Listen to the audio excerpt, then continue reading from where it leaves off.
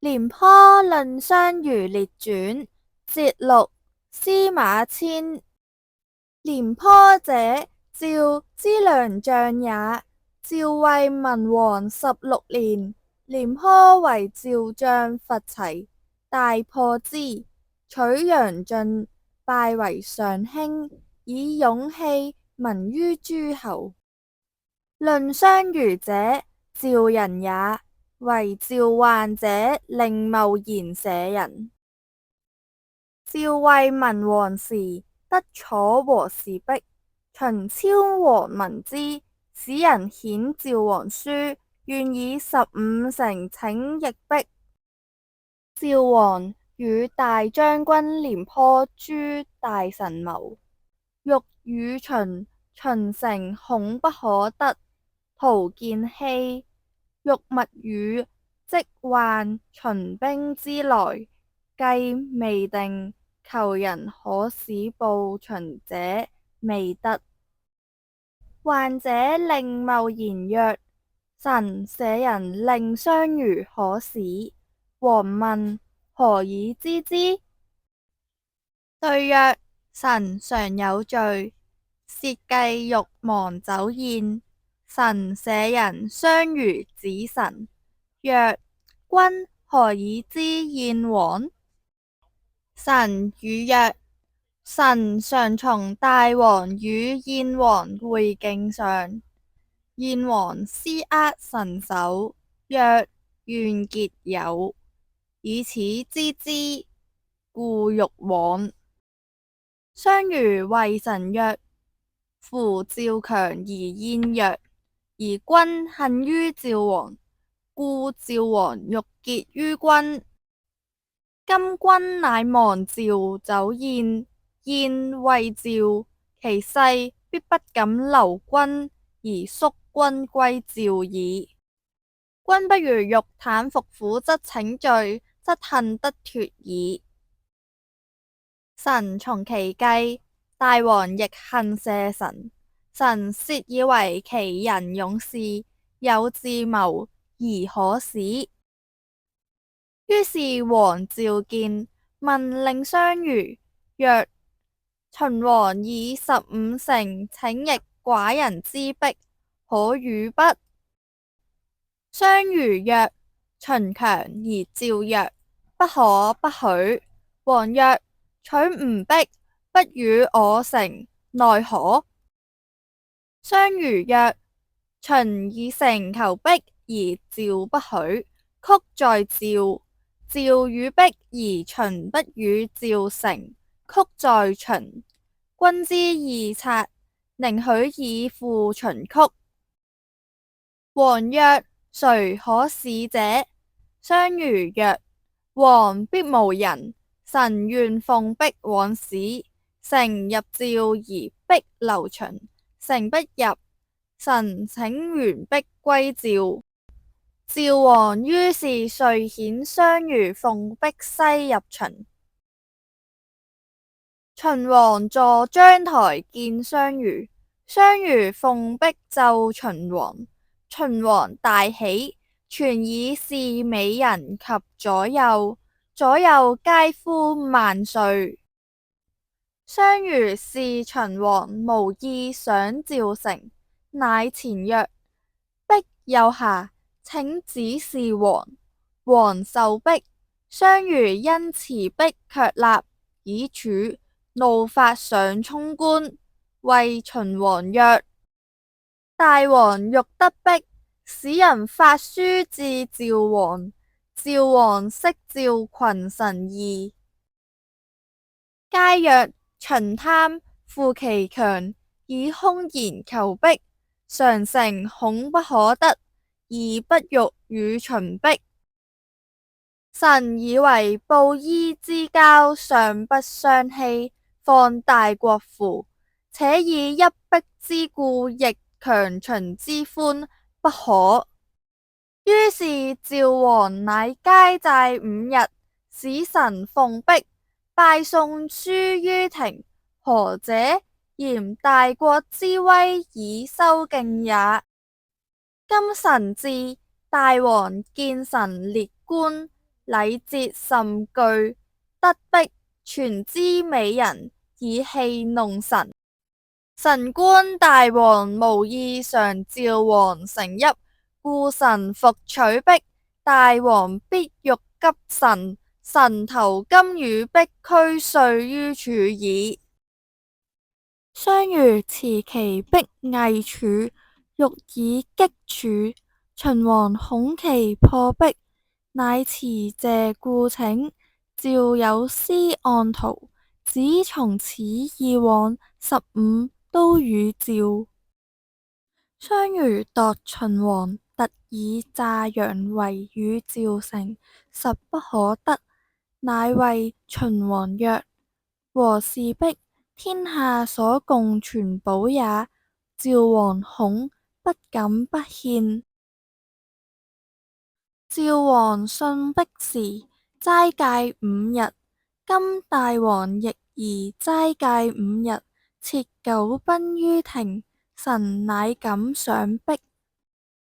秦王度之，終不可強奪，遂許齋5日，寫相如廣成傳。相如度秦王須齋，卻赴約不常成，乃使其從者醫學，懷其璧，從徑道亡，歸璧於趙。秦王齋5日後，乃設9賓禮於庭，引趙使者令相如。相如至，謂秦王曰：秦自穆公以來20餘君，未嘗有堅明約束者也。臣誠恐見欺於王而負趙，故令人持璧歸，諫至趙矣。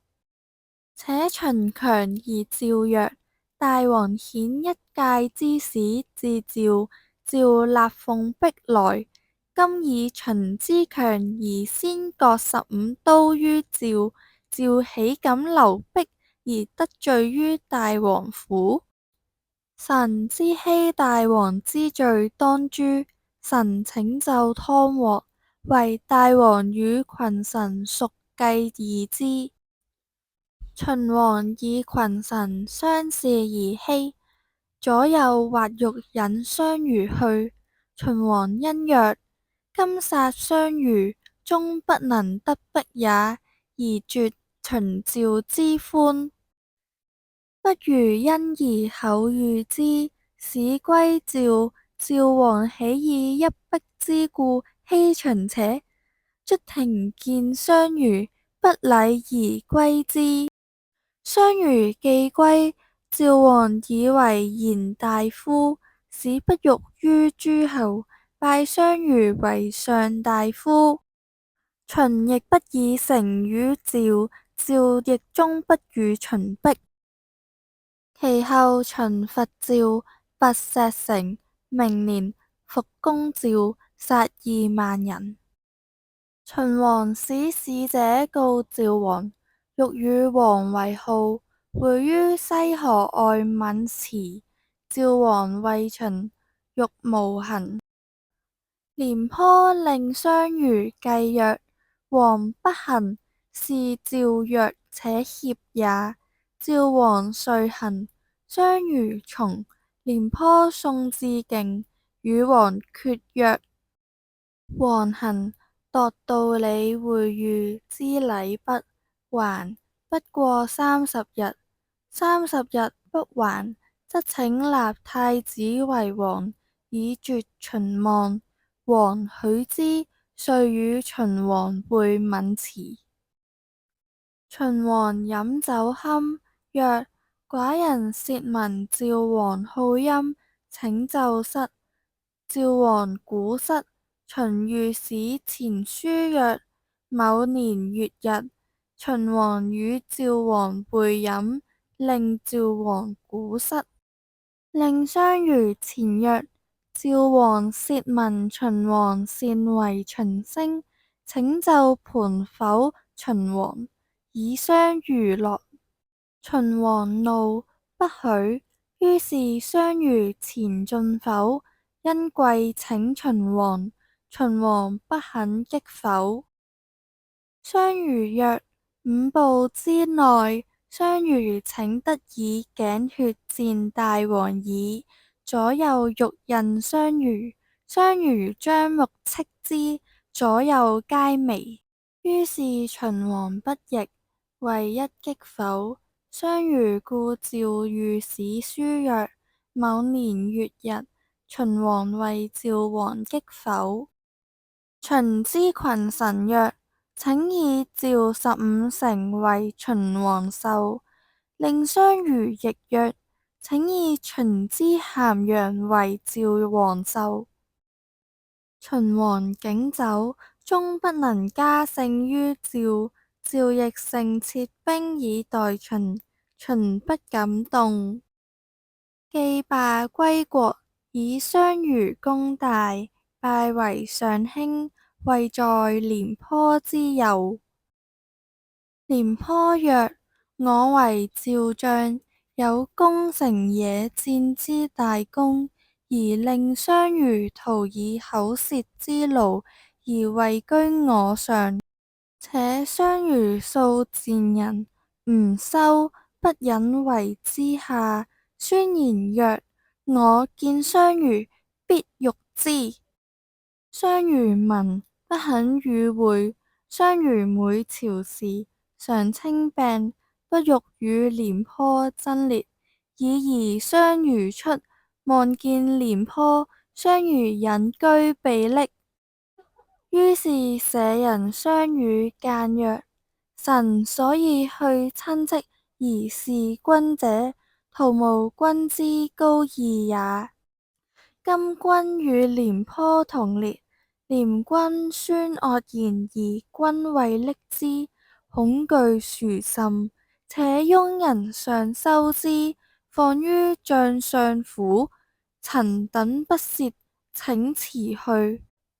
令相如故止之，曰：公之事廉將軍屬與秦王？曰：不若也。